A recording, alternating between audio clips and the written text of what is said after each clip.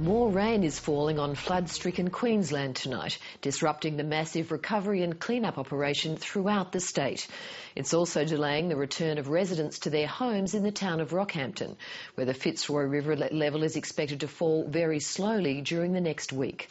Further south to the community of St George, where the Weather Bureau is now saying the local Ballon River isn't likely to rise beyond the predicted 14-metre peak, but Navy helicopters remain on standby for any evacuations. Shortly we'll be crossing to St George for the latest, but first this report from John Taylor. As if there wasn't enough water already, Rockhampton today woke up to more. But after weeks of turmoil, there's a glimmer of light.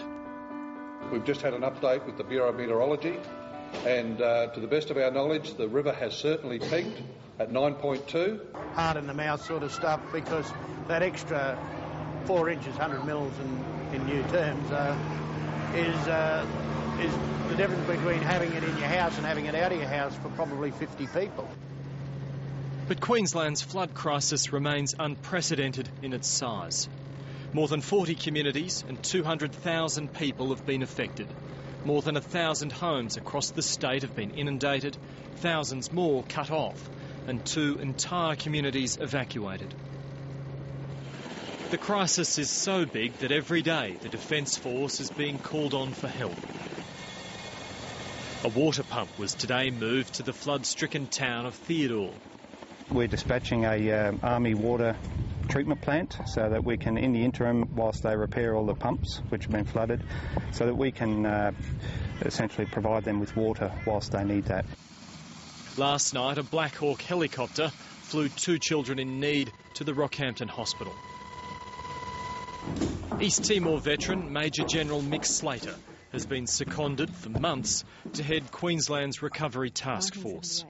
Time is of the essence as we progress down the recovery road. However, it's very important that we get it right the first time.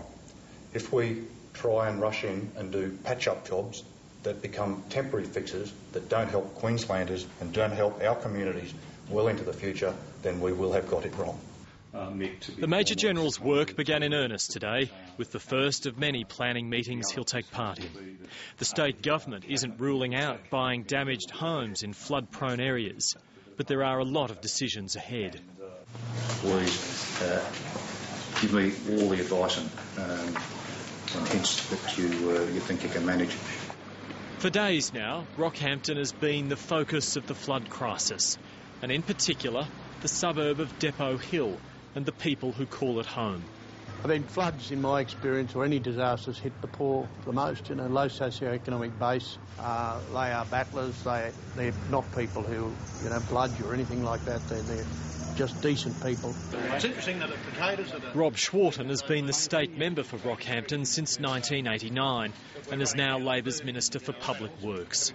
He was born in the city's 1954 flood and knows intimately that the city was built on a floodplain. Whether or not you can flood-proof Rocky, I dare anybody to go down to Depot Hill and tell people they can't live there. You won't be able to fight. I go down to the Fitzroy Hotel and sit in that front bar and say, well, we're going to resume all your properties. As I say, you'd want to be able to blue a bit because people love being there. My great-grandparents' house is still standing there that was put there in 1908. So they're, of itself, it's a rather complex social issue. There's 24 in each one. I'll take the whole box there. 96 When the 7:30 report approached him, the minister was buying chocolate to give to families at the recovery centre. His finances are okay, but he says the flood crisis is going to hinder his government's pledge to get out of debt and restore the state's fallen credit rating. Oh, there's no doubt that, as the state government takes a massive hammer blow out of this, the capacity for the state government to assist and to try and get our AAA rating back, I think you can kiss goodbye, quite frankly. And all of the economic indicators around that. I mean, the coal, for example, that's a $100 million a day industry, of which the state government gets about $7 million, so everybody suffers from that. Authorities believe that the worst is over for flood-weary Rockhampton, and now there are lighter moments. The cow was located on North Capel Island. It was alive and well, and they believe it's come actually from Rockhampton. So it's a 20-minute boat journey, and that's a long swim in anybody's book.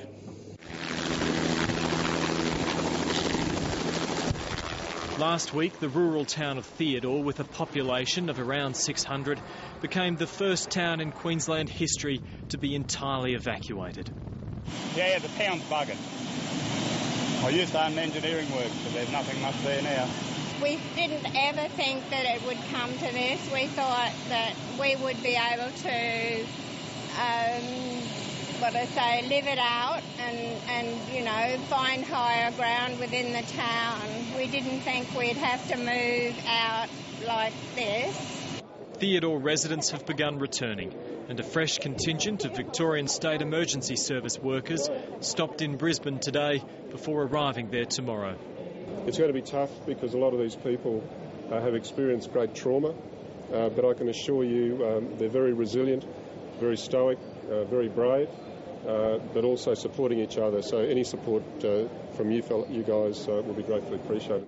Their job is to try and help restore property and lives. And obviously we've been told about the devastation, and we've recently experienced floods ourselves and severe incidents such as Black Saturday a couple of years ago. So we're unfortunately used to it, and we'll deal with what comes our way.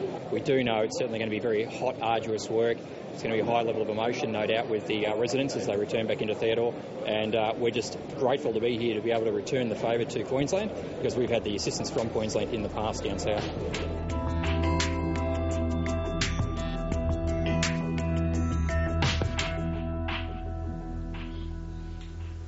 John Taylor with that report.